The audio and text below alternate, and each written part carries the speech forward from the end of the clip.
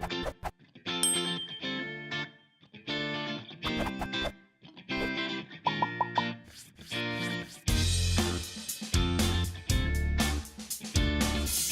right, welcome back to the Cosmos demo area at Gen Con 2018.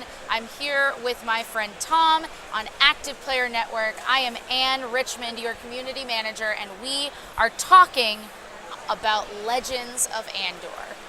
Now, it is legendary. It truly is, judging by the wall of game that is here surrounding us and the incredibly immersive art that is just exploding on the table. Now, let's talk a little bit about what we're looking at for people who may not be familiar. We have the base game. Yes. And this had a set of campaigns in it? It does. Well, they're not so much campaigns as legends. Okay. Which is, the great part about that is people can pick up the game, play it, and then if your friend can't make the next one, it's not a campaign, so you can drop in and drop out. But it has a campaign feel. Because it's cooperative and you're all working together, and you do get better as the games go on. And you do get to choose to be individual characters that come in the base game, and they all have, you know, their own individual skills. Absolutely. Yeah. Okay. Now, that covers the base game. We also have the two full board expansions. We have Journey to the North and The Last Hope. And how did this expand the world? So it's a great question, and it's one of my favorite parts about this. This is just one continual storyline. Okay. Right? So this is the board that is Andor proper, and then Journey to the North. You're going north, and the north there's a sea, so you have a boat, which is super cool, and you get to fight together while on the boat. And then Last Hope, you're actually traveling south of the land of Andor to rescue some unfortunate Andor citizens who were captured by the evil Kradar. It seems like fans love how expansive this is. They get to explore all the different aspects of this story and this world. And how easy is it to just start picking up and playing a Legends of Andor game?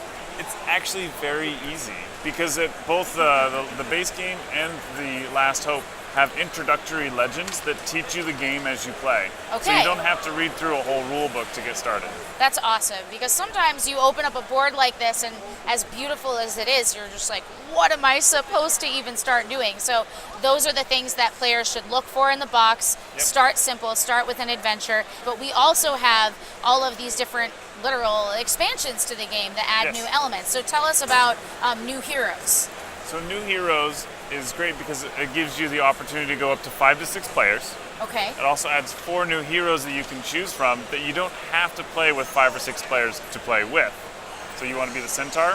Great, you can be the Centaur. And if you've played the game with other heroes, you can kind of grab new ones and see how it goes. It changes the game a lot. Starshield adds what? Another faction?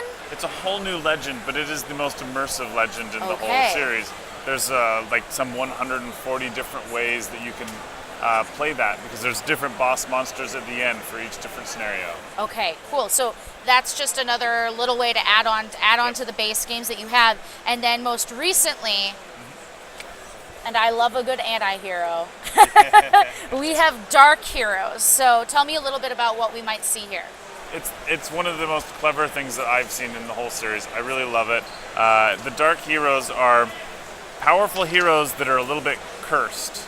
So my favorite example is the shapeshifter.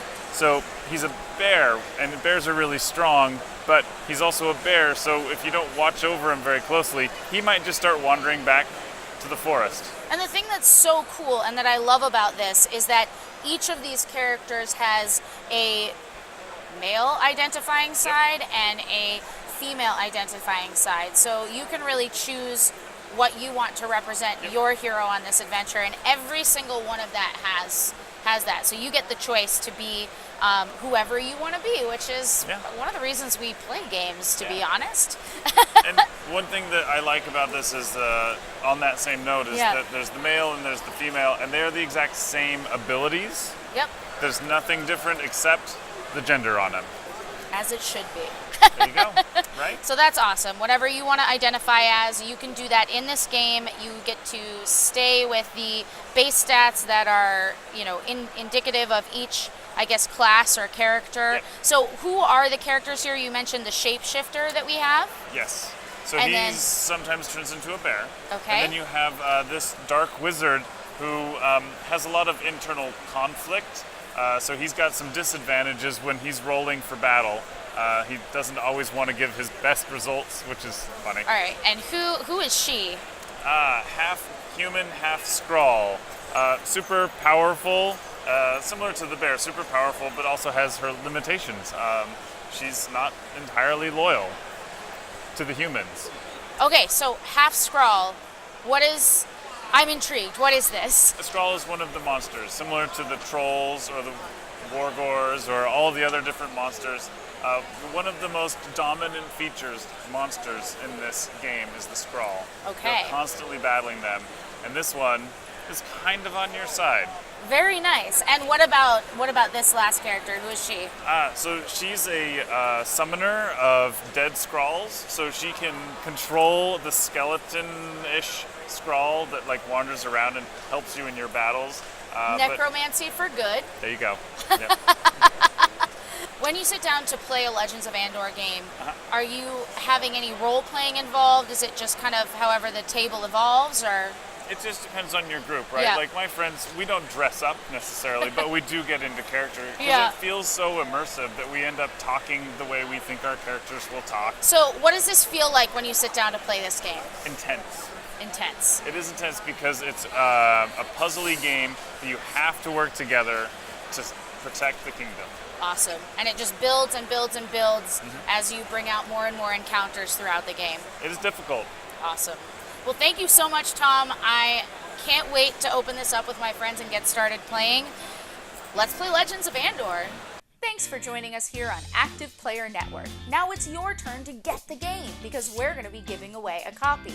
You can take a look at the info below the video for how you can enter for your chance to win.